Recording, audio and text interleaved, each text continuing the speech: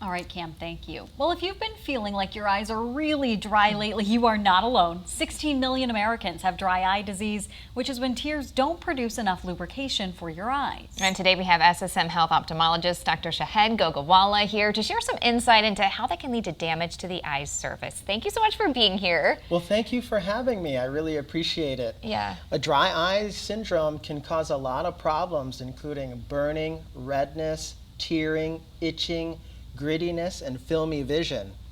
And it has many causes, including age, medication side effects, allergies, eyelid, oil gland dysfunction, even inflammatory diseases of the body. And in modern time, increased screen use can also increase your dry eye problems. Yeah, I mean, I've definitely had this problem. Every time I go to the eye doctor, I'm like, my eyes are feeling a little dry. I think for us, being in front of computers and screens all day and the studio lights and just environmental factors can really add to that, right? Absolutely, especially some of the allergy seasons, you're gonna get some itching, burning, all together combining to a lot of irritation. And then filmy vision on top of it. Yeah. So you mentioned age can play a role. What's the age when people start to notice these problems, start to complain about having some of those symptoms? So dry eye syndrome can affect people of all ages, but predominantly it is found more often in people over the age of 50. It turns out that tear production diminishes with age.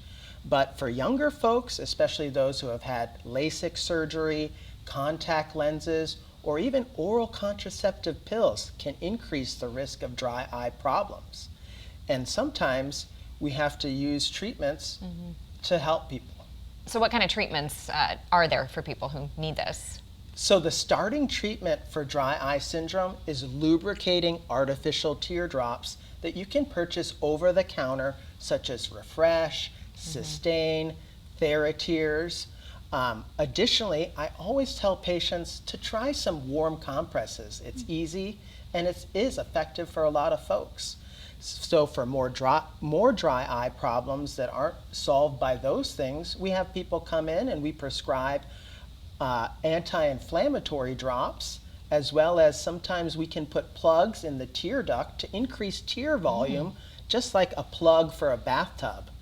And then additionally, sometimes we have to add other steroid medications to calm down inflammation. Wow. So I use one of those beaded masks that you heat up in the microwave for 15 seconds, then you lay there for 10 minutes, and it seems it helps. I think it does help the oil glands of your eyelid to flow better.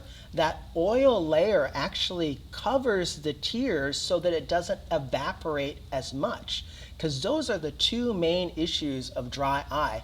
Either you're not producing enough tears or they're evaporating too much. It's definitely something that a lot of people are affected by. So a lot of good information today. Thank you so much for being here with us. Well, thank you for having me. All right, up next.